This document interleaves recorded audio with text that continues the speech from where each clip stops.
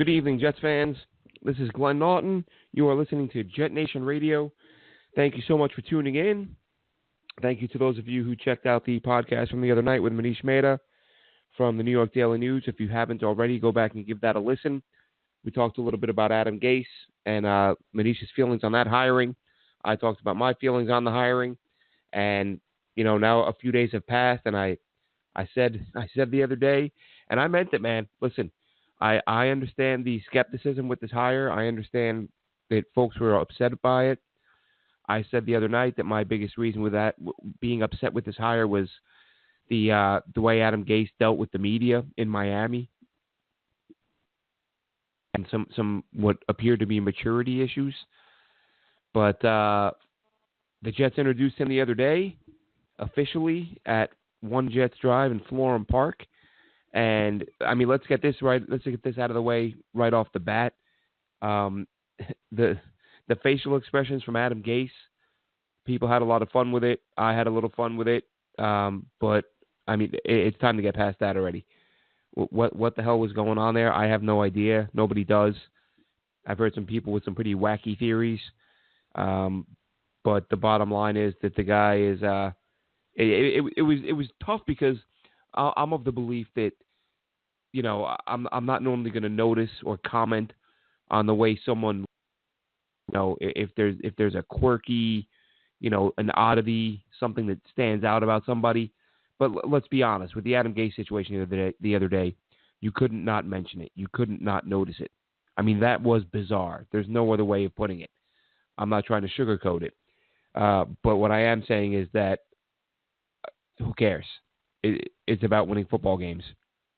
That's what the guy was brought in here to do. Whether or not he does that enough to hang around for a while remains to be seen. But I understand the snickering that went on during and after the presser on Twitter, on Facebook, on the forums at JetNation.com, which, by the way, if you're not signed up yet, why aren't you? Go ahead and get in there. Let yourself be heard. Jump in there with your fellow Jets fans, JetNation.com. Sign up, log in, and get going in the forums. Most active message board on the internet, folks. Over 800,000 views on the JetNation pages in the first week of this month, driven largely by the Adam Gase news. But real quick, before I go any further, I want to thank our sponsor, Mile Social. Mile Social will help your business with their social media, websites, and SEOs. Check them out at milesocial.com. That's MILE social.com. Basically, if you're running a business and you're wearing a lot of hats, you want to take a little bit of that, take some of those responsibilities off your plate. Let Mile Social handle your social media, and they'd be the ones to do it for you. They do a great job there. So again, back to the Gase hiring. It's been really outside of the fans, which I would include myself initially. I would include really most of Twitter. I know Rich Cimini, ESPN, did a poll. 68% of Jets fans said they were upset with the hire, which, again, I understand. But if we're going to be fair about this, and it's not even about being fair and all, to me, as I said the other day, I'm just tired of being pissed about the coach. Adam Gase didn't do great things in Miami, but he did, relative to what he had to work with, he did an all right job in terms of wins and losses. Won some games with Brock Osweiler. He didn't have a great quarterback situation because Ryan Tannehill was often hurt. When Tannehill wasn't hurt, he was over 500. And purposes should be better than all the quarterbacks he had to work with in Miami. So hopefully that means, bigger and better things ahead for the Jets. Offensive guy, as we know, first offensive guy they've hired in a million years. Kotite was the last one. He was a complete disaster, as we are all too aware. But listen, he ticks the boxes. Head coaching experience, offensive side of the ball. Done some good work with quarterbacks. Are there question marks? Absolutely. But that, that's the thing is there are no candidates who didn't have question marks. Tell me who you wanted. Tell me which head coach you wanted brought in here, and I guarantee you that coach would have question marks. Mike McCarthy, yeah, he won a Super Bowl. Fantastic. He won a Super Bowl almost a decade ago. And he's running the same plays now that he was back then if you listen to, the guys that played for him, the guys that played against him. That's why he's losing to the Arizona Cardinals, the worst team in the NFL, despite having arguably the most talented quarterback in the NFL to work with. I mean, yes, I understand it's a team game. But the Green Bay Packers with Aaron Rodgers at quarterback, I mean, come on. You're going against the worst team in the NFL? And I know that one game doesn't define a coach, but Mike McCarthy wasn't very good this year. It wasn't a whole lot better the year before. You want Matt Rule. I wanted Matt Rule. Matt Rule was my top. Well, I take that. I think by the end, I would say Todd Monken, who got the OC job. And was it Cleveland? He would have been my top choice. Matt Rule would have been my second. But Monken, untested, unproven as a head coach in the NFL. Matt Rule, same thing, and very little NFL experience. Didn't have a lot of connections. Cliff Kingsbury, not sure if he was ready to be a head coach, maybe more of an offensive coordinator type. But the bottom line is that there is no coach available that didn't have question marks. None. So no matter who they picked, miserable people were going to find a reason to dislike it. And I disliked the Gase hire initially, but in taking a step back, looking at the overall record with the quarterbacks he had, the players who have come out in full support of it, and not just current players, not just star players, guys who had different levels of success with them, different degrees of success.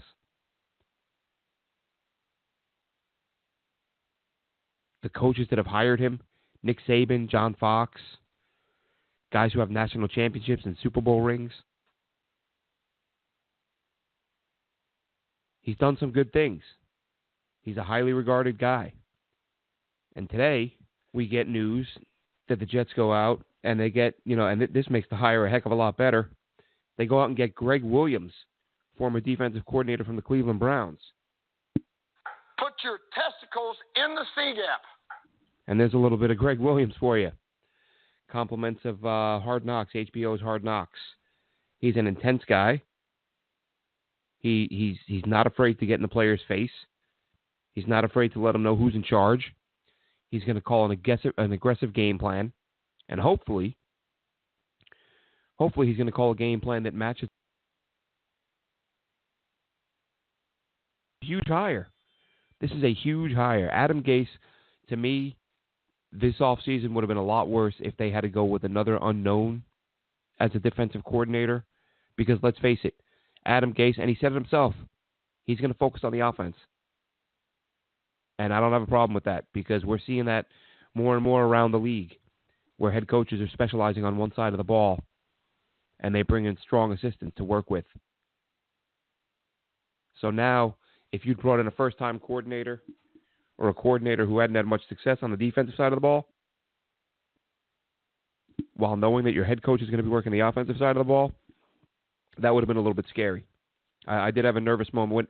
When news broke that the Jets were close to a deal with Gregg Williams, I was sure it was going to get done. I was sure it was a done deal. But then 3-4 days passes. It's not done. Rumors of the Redskins calling him in because they're interested in him. And that was concerning. But they get it done today. Gregg Williams officially announced by the team via their Twitter page that he is on board. He is the guy. Like stories now will become players who are likely to see some role changes. Maybe some guys who will or will not be re-signed. Maybe some guys hit the trading block. We've already seen a few names.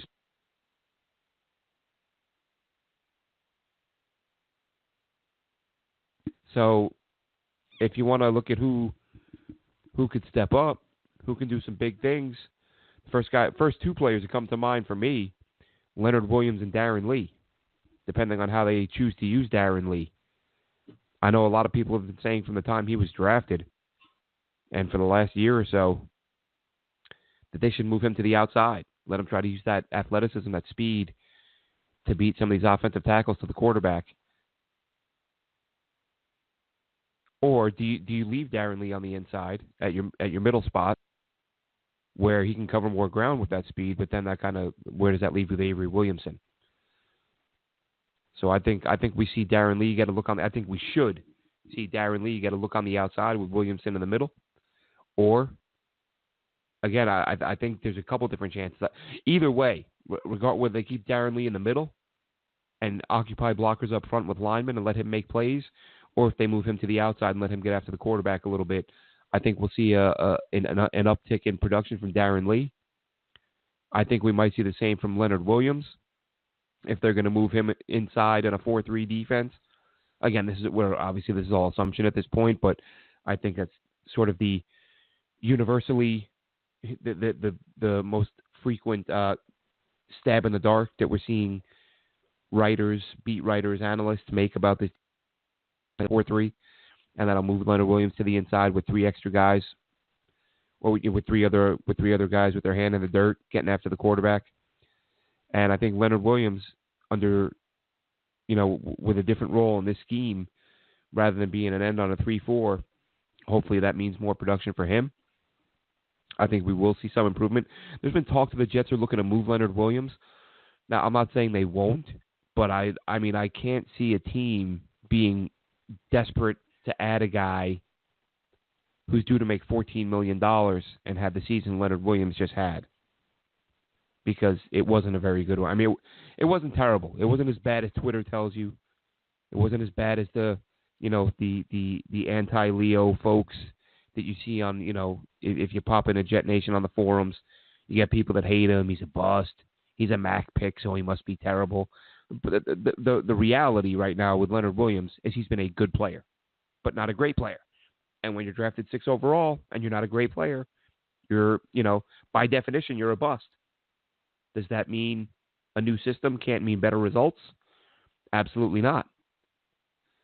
So this is, again, hoping that with Gregg Williams coming in, that there are bigger things down the road for Leonard Williams. And another player who can be hugely impacted by this, Tremaine Johnson. And boy, you better believe Mike McCagnon wants Tremaine Johnson to turn things around, because they gave that man a lot of money, and he didn't get a lot of results. He had a nice little. We know how his season ended, benched from missing meetings. Kind of a, wasn't the first time we saw that under Todd Bowles. But Tremaine Johnson was a member of the St. Louis, Los Angeles Rams under Gregg Williams when he played some of his best football. And he had the same secondary coach in Denard Wilson, DB coach. We'll see if that remains the case. If Gregg Williams wants to keep Denard Wilson around, it'll probably be his call. And if so, you have the 2 guys who were with Tremaine Johnson when he played his best football. Now, kind of a staple of Todd Bowles' defenses during his time here was to take his corners and to play them about 300 yards off the ball and just get eaten up underneath. So with Gregg Williams, with a more aggressive scheme, do we see more press man coverage from Tremaine Johnson, which is in the past? I certainly hope so. And if that can help get him turned around, and Leo and Darren Lee improve their play, then those are all big steps in the right direction. But one of the question marks becomes Jordan Jenkins. Now, Jordan Jenkins is a guy who had a career-high 7 sacks this year and did a nice job as a 3-4 outside linebacker, who you would think in a 4-3 would project a defensive end. But you have to wonder, do the Jets view him as a guy who can play defensive end? And if not, do you trade him? I mean, I don't think you can get a whole lot for Jordan Jenkins, but certainly for an edge-setting linebacker who can get you 7 sacks, and let's face it, that's year 3 for him. We could still see some improvement from him in the right system, and that's 7 sacks for a team that didn't have a very good secondary. You send them somewhere where teams can hold up in the passing game. Maybe Jordan Jenkins becomes an 8 to 10 sack a year guy. He's shown he can get to the quarterback a little bit, and there's value in that in this league. was a defensive end in this scheme. Do we see Jordan Jenkins shipped off to add a draft pick? One of the many questions that'll be answered in the coming months. And of course, Henry Anderson. Henry Anderson is not under contract. He's an unrestricted free agent. But there were many folks, myself included, who thought the Jets should have been making him a priority to get him signed. But now, if they don't feel he can play in that scheme, then he could be on his way out. We know that was the reasoning behind the Indianapolis Colts trading him for a 7th, was the fact that they were going from a 3-4 to a 4-3, and they felt like he wasn't a fit in a 4-3. So if the Jets feel the same way, then that could be it for Henry Anderson. He could be on his way out as well. So lots of questions, many questions that will be answered this coming off season, and it was a bizarre year for the Jets. They looked decent early on. Of course, that big win early, and just found a way to blow it. We learned today. There was a report that Todd Bowles, and I'm going to try to find who this came from, but the Bills, I talked during the season, many people mentioned after that Buffalo game, how in the world do you not fire Todd Bowles after that game? It turns out now that Buffalo game that they lost at home to Matt Barkley, to shellacking, that is when the Jets started their head coach search. So that's one positive. I felt Todd Bowles should have just been let go at that point, save him having to go through the last few games of the season. Jets let him ride out the string and would play out the string, and it also turns out Todd Bowles was apparently speaking with Bruce Arians at that time about a defensive coordinator job, because even he knew he wasn't going to hang around after that performance. And Bowles lands in Tampa with Arians. Not really our concern with, having moved. But what I wanted to do now, because I did this the other day, and as I said during the Manish interview show, that I had done an episode a night or two before that didn't air. We had to pull it because it didn't record about 85% of the show.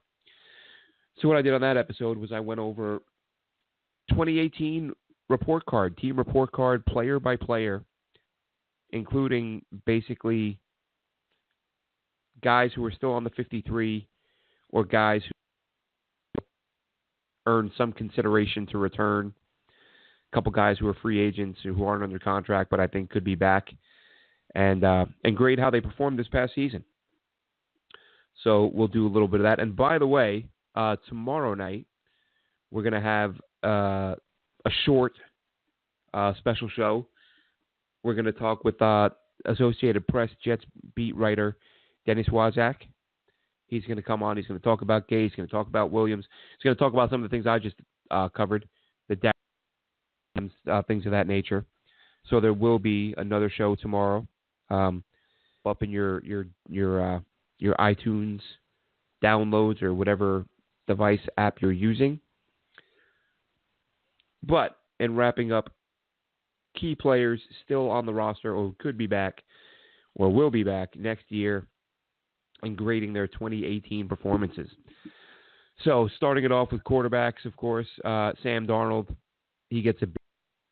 Gave Sam Darnold the B because despite the shaky start, and he was, for the most part, if we're being fair here, he was pretty bad early on in the year. One or two games that stood out, but missed on a lot of throws, held on to the ball too long every now and then. Didn't see open receivers. That was something we saw fairly often. But he was a rookie, and I've said it many times before. I said it when he was drafted. I was looking forward to the second half of the year more than I was the first half, because you knew there would be bumps and hiccups in the first half of the year, and there were. Sadly, he had that injury that knocked him out and caused him to miss a chunk of those final 8 games. But basically, through the first in his first 9 starts of the year, he had 6 touchdowns. 11 touchdowns, 14 picks through his first 9 starts. and then missed a few weeks, as I said, and then he came back over the last few weeks of the year, throws 6 touchdowns, 1 interception, weeks 14 through 17. Looked like it made big plays on the run, made some unbelievable throws. He made some mind-boggling, eye-popping throws. So the types of things you expect to see from a guy who you're going to build your team around for years to come. So Sam Darnold gets a B. Josh McCown gets a C-. When he was on the field, he was pretty much a disaster. But I don't want to undersell the importance of having not just a veteran quarterback behind Sam Darnold, but a veteran quarterback who really, very early on, made it that his priority was to mentor Sam Darnold this year. He wasn't, I think sometimes when you get these veteran quarterbacks sitting behind young guys, they may not be fully invested in developing that guy because there's a little bit of resentment, a little bit of, I want to be on the field instead of this guy. But that wasn't the case here at all. Josh McCown, plenty of value there. Was going to grade Davis Webb and give him an incomplete because no, he is not due to be on the roster. No, he did not play last season. However, the Jets are going to need a backup. Whether McCown comes back as a backup, they'll still want a third quarterback. And if the Jets liked what they saw in Davis Webb, then he's a guy that can come back and compete for a backup spot next season. Isaiah Crowell, moving to the running backs, we gave him a D on the year. Outside of his one big game, and thinking about it, being a bit more fair and thinking about this because I did write this a couple weeks ago, he maybe deserved a C. He wasn't great. He had his 4.8 a year, 4.8 a carry on the year, which is obviously a pretty damn good average. However, he had that one game in week 5 where he averaged almost 15 yards a carry, and that had a huge impact on his average yards per carry. You take that one game out, and he was at 3.6 a carry. But to be fair to him, this O-line, their run blocking was not good at all. And that's due, no running back was going to succeed behind this O-line. So I gave Isaiah to start with, but I think a C is probably more fair. He's a guy who he may be around next year. He may not. The cap hit if he's let go is pretty minimal. If I'm not mistaken, he would the Jets would save $3 million of the $5 million he's due. The Jets would recoup $3 million, and $2 million would become dead money. But we'll see what happens there. Eli McGuire, guy who got some run late in the season, played well, scored touchdowns down the stretch, through the air and on the ground. Good blocker. Again, yards per carry was garbage, but as I said with Crowell, that O-line was just so bad at opening up holes for the running backs that we went and gave Eli McGuire a C-. These backs didn't have much to work with on the ground, so it's hard to put it all on them. Trenton Cannon, rookie running back, gets a D. Didn't play a whole lot. He really, one thing that jumped out in camp and it showed up on film, the guy he's just so damn fast. He really is. Whether or not he's going to be a big-time player or even a good player, we don't know yet. But I've said it a couple times. I've tweeted it. I've put it in articles. He's a guy you stick with for a little bit. You give him a couple of years before you give up on him. Because, especially the way he came along as a special teamer, you just consistently look like the fastest guy in the field, or one of the fastest, if not the fastest, every time you got a good chance to watch him at full speed. So I think Trenton Cannon he's too to give up on him this early. But to be honest, I've said that in years past with players, and the guy's cut, before camp comes around. You just never know. But I think based on what Trenton Cannon can do, I think you keep him around for a year or two, try to develop him as a multi-dimensional guy. He can catch the ball a little bit, excellent special teamer, and try to open up some holes for him in the run game, and I think he'll make some big-time plays. Bilal Powell, we gave an incomplete because he spent most of the season on an injured reserve, and it's unlikely to be. If he does heal up completely and he's healthy, I could see them bringing him in as a tryout. But in all honesty, I think they will move on from there. And best of luck to him, by the way. Just class guy. If you don't like Bilal Powell, there's something wrong with you. Moving on to wide receivers, Robbie Anderson. Robbie Anderson gets a C+. Absolutely fantastic down the stretch.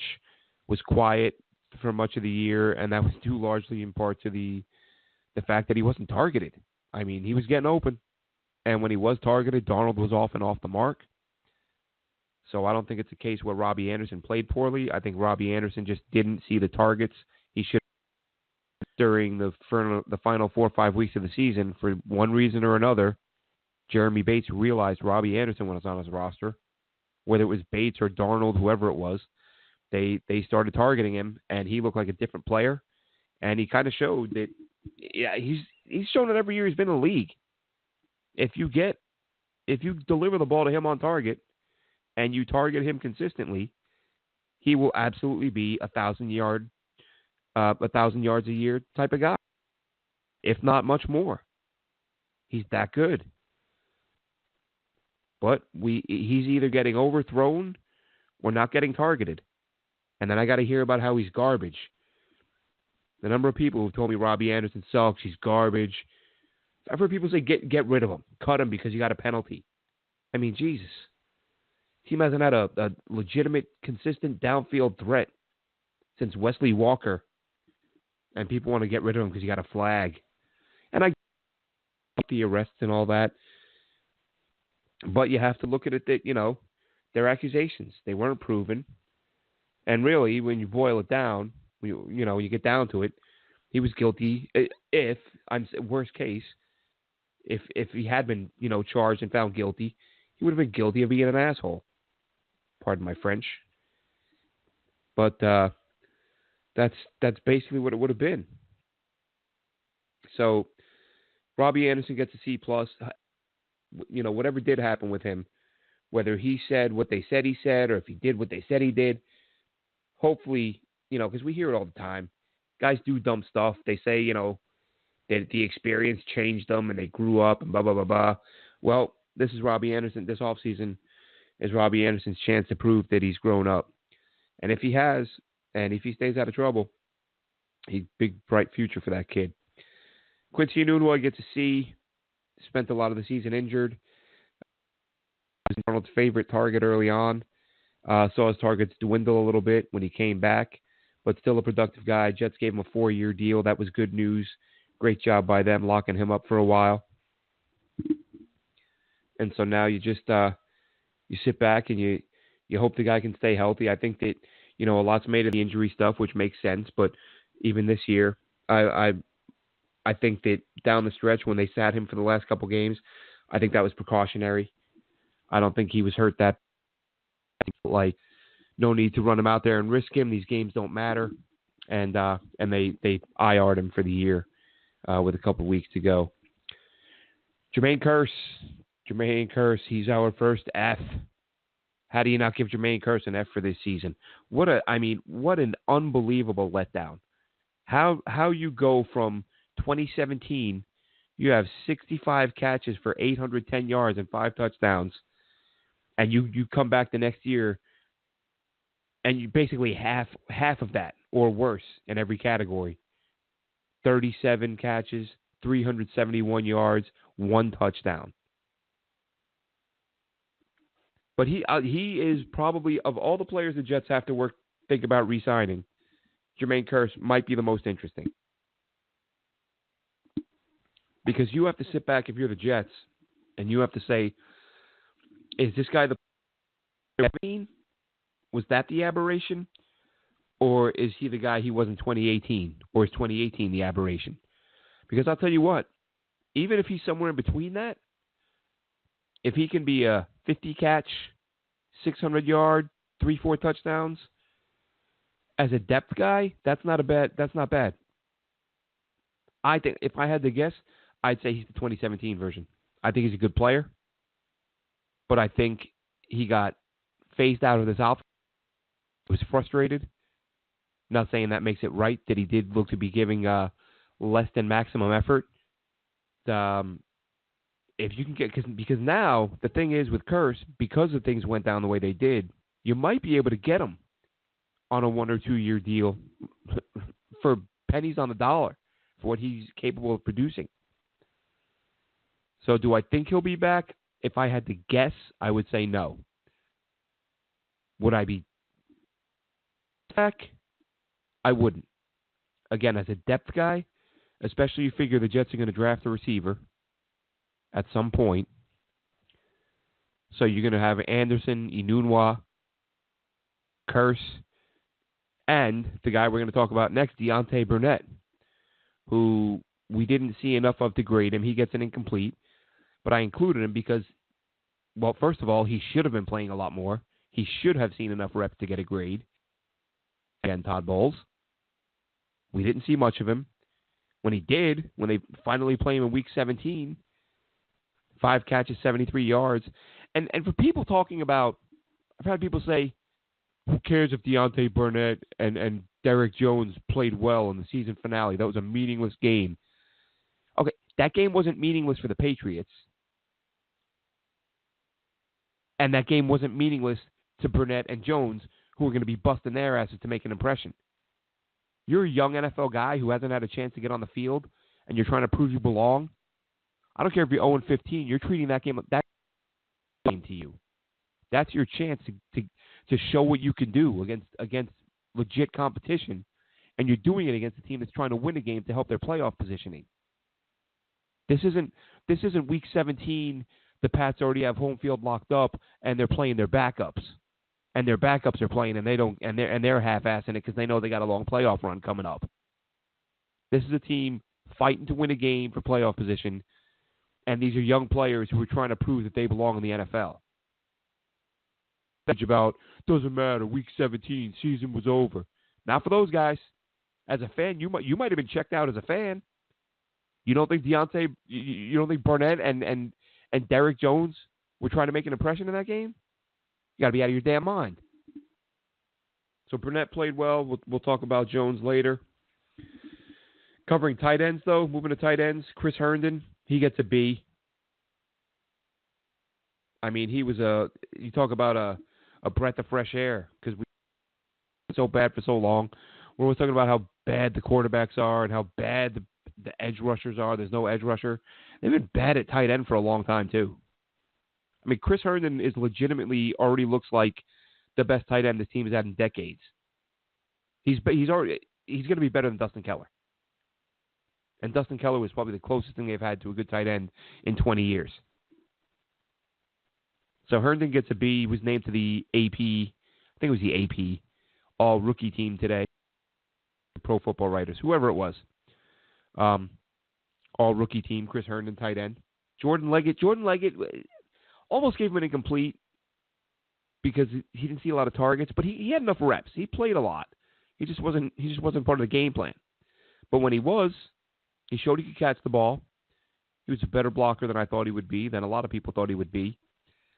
And hopefully he's a guy who can form a nice combination with Chris Herndon moving forward. But I gave Jordan Leggett a C-. Production wasn't great, but opportunities weren't there. When they were there, he caught the football, and he did a nice job as a run blocker. And Eric Tomlinson.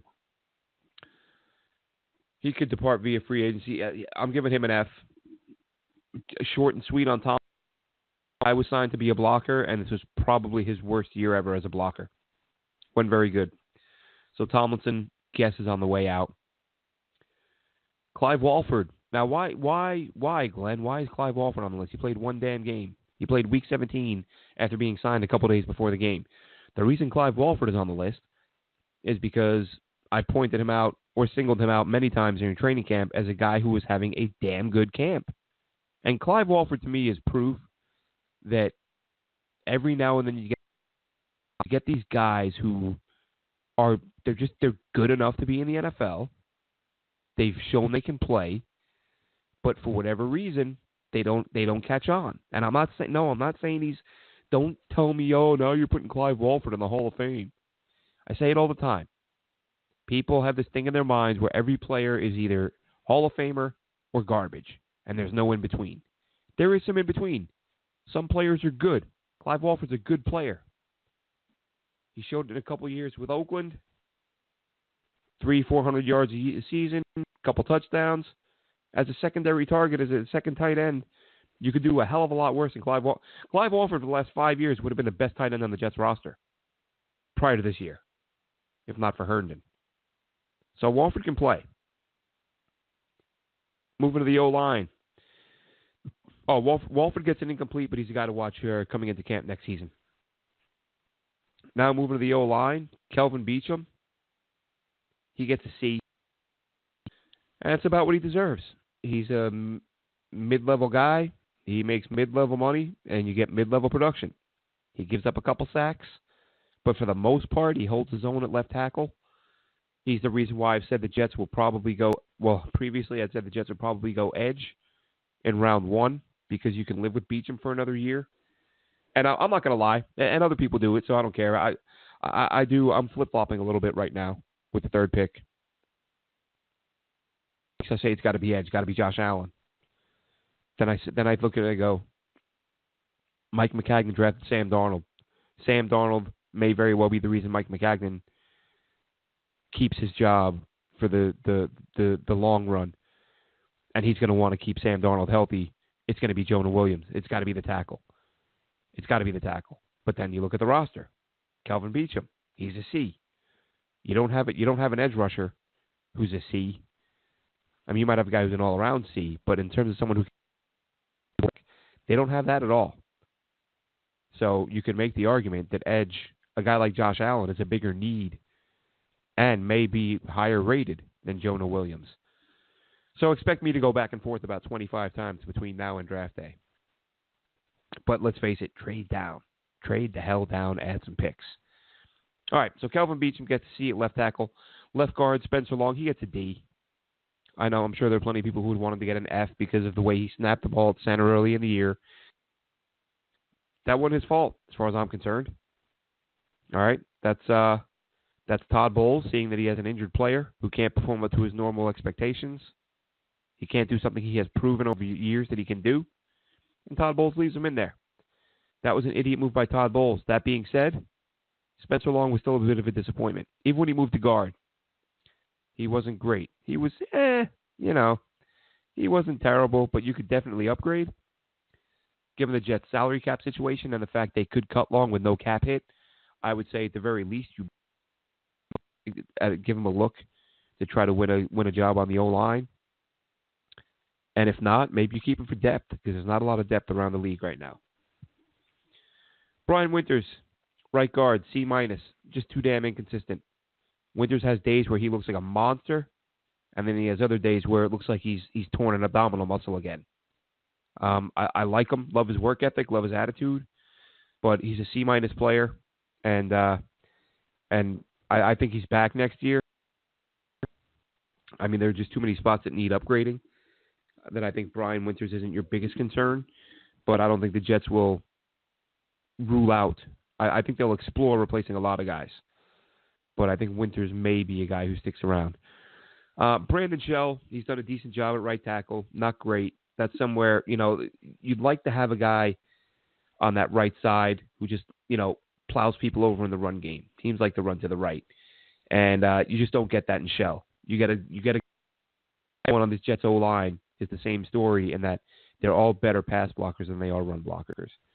And Brandon Shell fits that description. So I would expect him back next year, but the Jets in the next year or two, maybe looking to find a guy who can do it all versus a guy who can only, or who's so much better at one part of his game than another. Then a couple backups. Brent Quale, he gets a D. Not a great player. He's one of those guys. He's good enough to hang around on the roster. Good enough to be a. You can do again any of these offensive, O linemen that I'm mentioning all kind of fall in the same category. These backup level guys that in terms of backups you could do a lot worse. There are some terrible O lines around the league right now. Brent Quale, absolutely no problem with him staying on as a depth guy. Ditto for Dakota Dozier, who we gave a D+. And then Ben Braden. Ben Braden gets an incomplete, but we're throwing him on there because we think the team really likes him, and he could be a guy here and a chance to win a spot on the roster. Again, maybe just as a depth guy, but I'm not saying he will make the roster, but I think they like him enough that they're going to give him a really good shot to make it. So on the D line, moving over to the other side of the ball, Leonard Williams, as I said, good player, not a great player, C+. Got to the quarterback a few times late in the year. Well, really, just the last couple games. But all in all, not the quarterback for Leonard Williams. And for $14 million, you got to do more than that. That's why, as we said, hopefully under Gregg Williams, things get better. Henry Anderson gets a B. Jets' best D lineman all year. Probably should have been a B+. He's another guy who had 7 sacks. And said earlier he should have been a priority free agent for them. But given the fact they could be going to a 4-3, that could change. But you have to like what the Jets got out of him, especially for a second. So good job by Henry Anderson. He gets a B. Same for Steve McClendon. Always overlooked. Say it all the time. Underappreciated. And even this year, he was, again, number 2 graded defender per Pro Football Focus at 78.5. Did a really nice job. Very underappreciated guy. But I would imagine, given his age and the addition of Folorunso Fatukasi, that maybe they look to bring Fatukasi along and take that spot. I would not hate it one bit if McClendon came back on a 1 or 2 year deal. Nathan Shepard, it's another. I get it. I get young guy. Well, not young. 25-year-old rookie player out of a small school. I understand that, but man, I mean, you got to make a play at some point. 15. He averaged less than 1 tackle a game. Didn't have a sack. And 1 tackle for loss. That's just not good enough. And Nathan Shepard, if he doesn't make a serious leap, he could be the next mid-round pick who doesn't make it past his first season with this team. And no, I'm not. Again, what I said was, if he doesn't. I don't want to hear any of this. Oh, Glenn, you said Nathan Shepard was going to get cut. No, I'm saying if Nathan Shepard doesn't show significant improvement in year 2, he could get cut. Not saying he won't, because I like him. I think he's got some good tools, strong guy. I'd like to see him stick. Mike Pennell, B-. Look, part-time player. You know, middle of D-line, occupies blockers, doesn't do anything sexy. But what he does well. So he gets a B-. B- from Mike Pennell. He did a nice job. And Fatukasi, I mentioned, he played 1 or 2 snaps on defense this year. That's it. But I think he was drafted with an eye on allowing him to compete for Steve McClendon's job next season.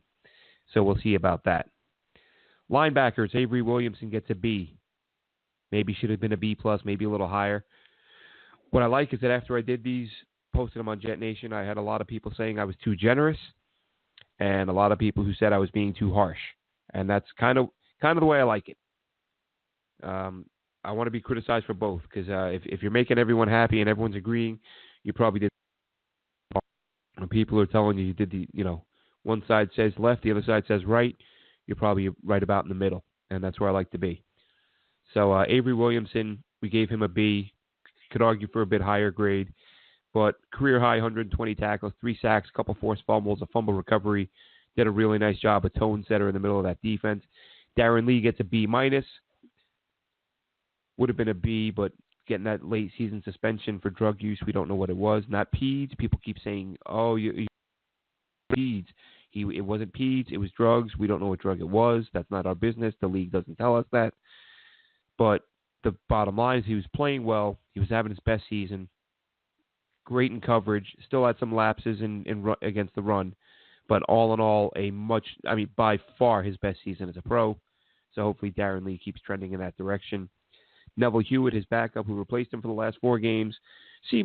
Hewitt's a nice player. He turned out he was a better player this year than I expected him to be. And I wouldn't be surprised if he's back, because the Jets, as we mentioned previously, played safety in college.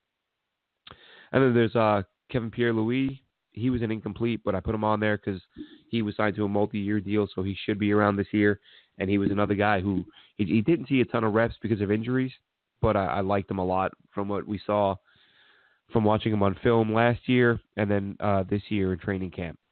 Anthony Wint, he gets an incomplete, undrafted for rookie free agent who, whether it was Todd Bowles who really liked Rodgers or Mike McCagnon, we don't know. As I've discussed before, when we had Manish Made on before the season, he mentioned Wint as a guy the team really loved and he thought he would stick around. and he did on the practice squad, was added to the roster late in the season. So if the people who like Anthony Wint are still in that building, I would expect him to get a look as a depth/special teams guy. Jordan Jenkins, we talked about, career high 7 sacks. We went with a C+. It really did seem like he took a step back against the run this year. It doesn't, and I could be wrong, but it didn't feel like he played the run as well as he had in previous seasons. But even if you have a guy who's solid against the run and can be a guy who can get to the quarterback a little bit, I think he's a guy who has some value on the market if the Jets don't feel like he's going to be a guy who will fit their new scheme. Brandon Copeland, outside linebacker. Copeland gets a C. He did a nice job. Part-time player, 5 sacks. Had only had a half a sack in his couple seasons before that. And you got to give that guy a chance and see if he keeps trending in the right direction. Because it'd be nice to get a nice diamond in the rough, a steal that who can help you out and get into the quarterback. And staying on that note, Frankie Louvu, undrafted free agent, who saw a nice chunk of playing time, got himself a few sacks, 3 sacks, 11 QB hits as a part-timer.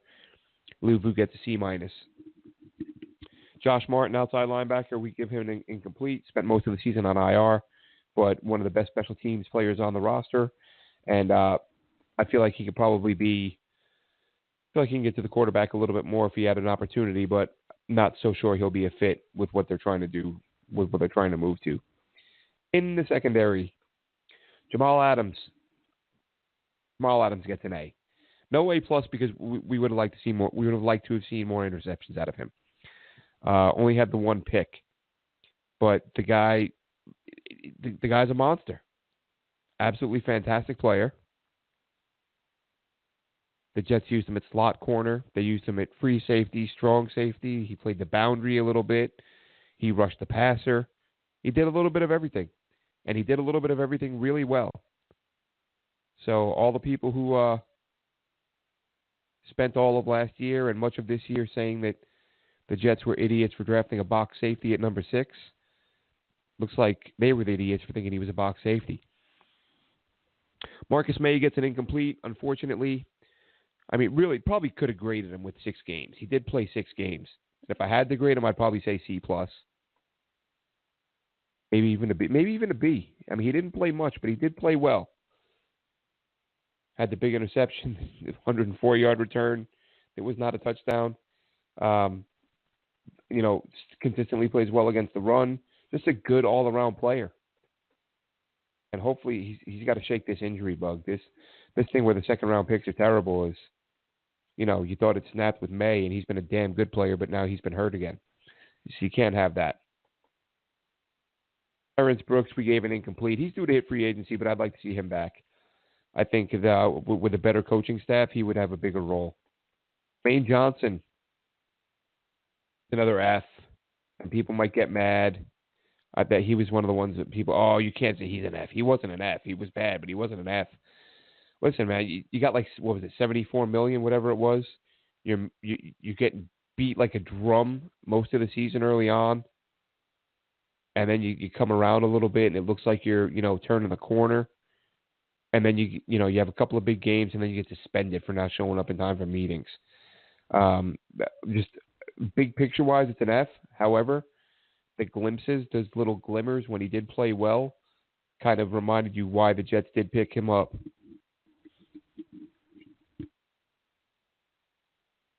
And it really highlights how important it is that Gregg Williams find a way to get him back on track. Morris Claiborne got a C. And again, we'll categorize him, as I said earlier, good player, not a great player, but not a terrible player. Jets Twitter might tell you otherwise. I've seen a lot of people they talk about the guy like he's, like he's never made a play, like he's never broken up a pass or gotten an interception. He makes some plays. He's a good player, not a great player. Darryl Roberts is next. We gave him a C, and that's largely based on how he played corner, because he did a nice job filling in when he did start. Moving him to safety, can't really say I know why they did that, because I really think Terrence Brooks is a better safety than Darryl Roberts. Todd Bowles, for whatever, Roberts at safety. That was a bit of a disaster. But much like the Spencer Long thing, to me, that's more on the coaches. Buster Screen gets an F.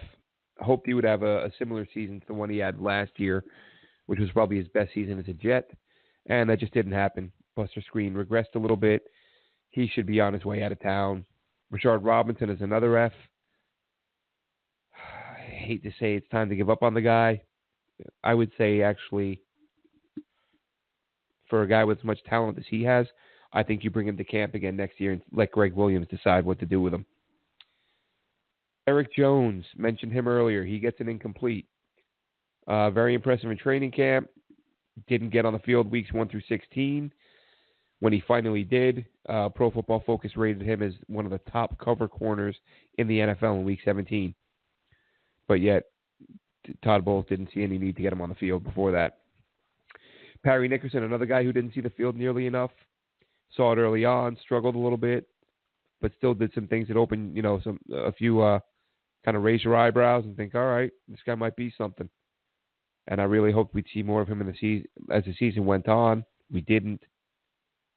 Brandon Bryant, undrafted free agent safety, progressed well throughout preseason. Looked like he might make the roster, but it was just a stacked position. Spent the year on the practice squad, but I think he gets a chance to make a roster next year. So he gets an incomplete. And then special teams. Short and sweet. Lachlan Edwards gets a B. 45.9 yards per punt. Good enough for 6th in the NFL. Andre Roberts, A+. Over 1,000 yards as a kick return guy. Averaged 29.4 per return. Averaged 14.1 per punt return. Returned one of each for a score. Just an unbelievable year for him. He should be back. And then Jason Myers gets an A. Misses out on the A+ because he missed a couple extra points late in the season. And that wraps it up. That is the roster, at least as far as we see it, in terms of key players who can or will be back next season.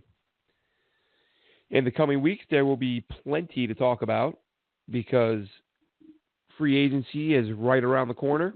Next week's show, we will cover potential targets. Who might the Jets be going after? And hopefully have some more coaching staff updates on what's going on there. And as I said, tomorrow we will have another episode. It'll be a short one, probably another 25, 30-minute episode, as we did with Manish. But this time it'll be Dennis Wazak from the Associated Press. But thank you so much for tuning in tonight, Jets fans. Have a great night, and we will actually catch you again tomorrow. Hang in there, Jets fans. Looks like some good times are ahead.